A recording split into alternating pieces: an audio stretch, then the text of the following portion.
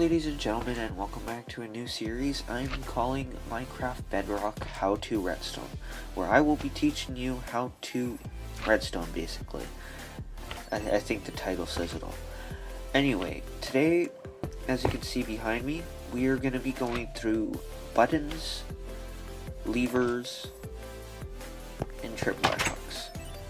Those are probably the most basic activation mechanisms in the game, so yeah, before we get into it, please don't forget to subscribe if you're new to the channel and leave a like.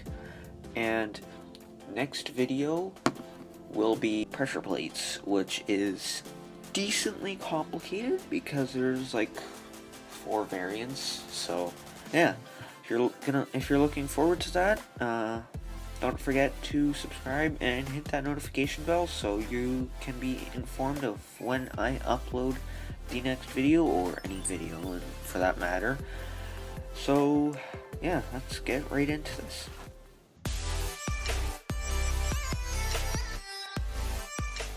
First off are buttons. There's a slight difference in timing between the two.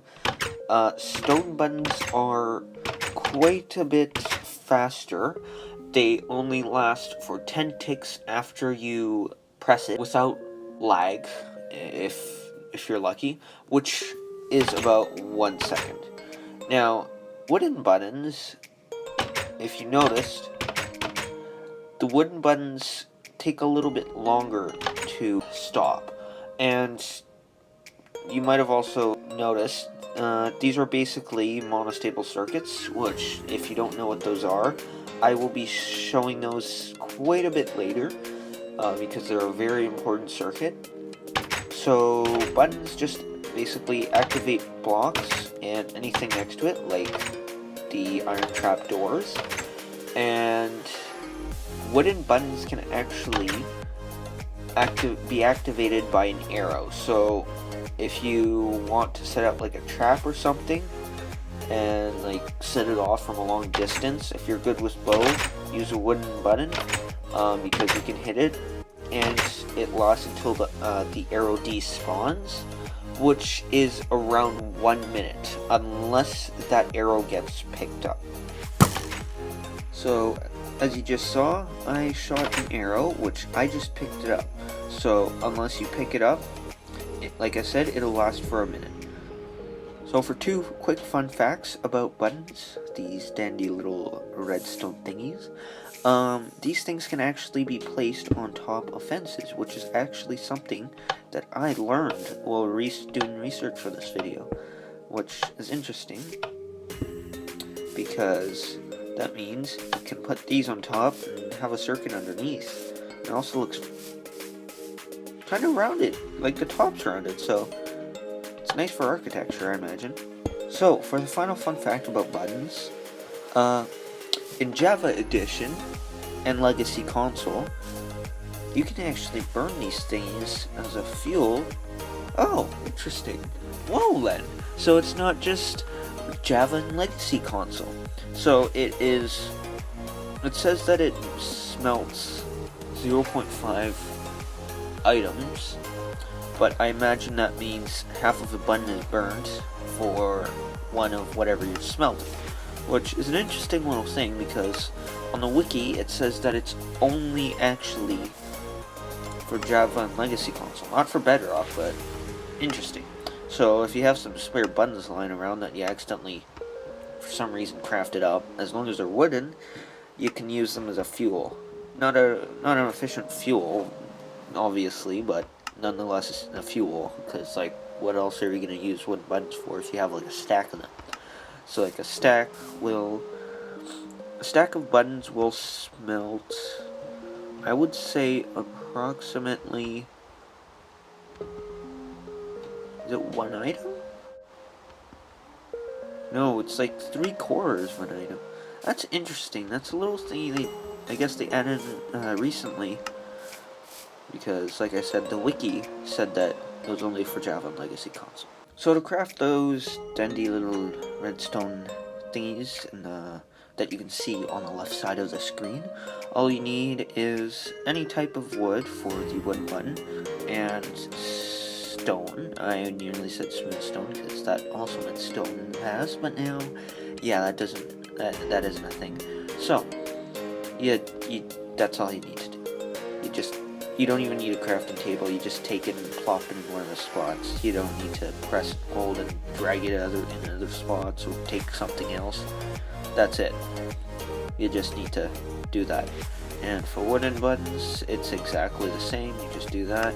Okay, so now for levers. They're quite a bit more simple than buttons because you just tap it and either it turns on and activates any redstone components that are right beside a solid block it's on, or any redstone components it's right beside, etc., etc. It's just up is off, down is on. Simple. So to craft a lever is less simple than a button, but is still quite simple. All you need is one stick and one piece of cobble for each lever, and that is it. And you just need to put the sticks on top and cobble below it. I don't think that yet diagonally doesn't work, so you just need to do it in this configuration. There works. I imagine that doesn't work yet. So yeah, that's very simple. So for the final activation mechanism that I'm going to show in this video, tripwires. Now, tripwires are a bit of a normality, you could say, because it's reliant on a connection to another of its kind, basically another tripwire, and something to trigger it in between, which means you need string. This is string, if you didn't already know that. So yeah, you need string. There must be at least 3 blocks between the blocks that the tripwires are on, because the tripwires take up one, the string would take up another one, and then the other tripwire would take up another one, so there's 3 blocks in between. I'm running out of breath. So, there's apparently a maximum distance of 40 string for a tripwire, but beyond that, it seems that apparently it will not work. So, for functionality, it's pretty obvious, I hope, with me going through it. It can be used as traps for players, for mobs, and wow, I destroyed something. Okay, I'll repair that in a bit. And if a player, a mob, or yeah, that's it, because water won't cause it to be set off, walks through the string, then the tripwire will set off, giving a redstone signal, as you can see from the iron trap doors going off. So to craft a tripwire hook, what you will need is in the bottom left of the screen, in that exact order, iron at the top, sticks below that, and any type of wooden planks below that, which gives you 2 trip hook wires each. So yeah, and then after that, I'm just gonna take this out. There are 2 recipes that use tripwire hooks. One is quite old, the other actually came in the new update. So for the old one, trap chests gives off a redstone output when you open it, which is another activation mechanism. And for the final one, in that exact order from the bottom right of the screen, this is something that came with the village and pillage update, which I forgot the iron, so I'm just gonna take that. So yeah, this exact order, not this order. You need iron there, apparently, to make a crossbow. So yeah, that is it for the tripwire hook. So that is also the end of the episode, guys. So please do leave a like and subscribe if you're new to the channel. And don't forget to smash that notification bell if you're interested in seeing the next episode about pressure plates, because those are very helpful for many redstone builds.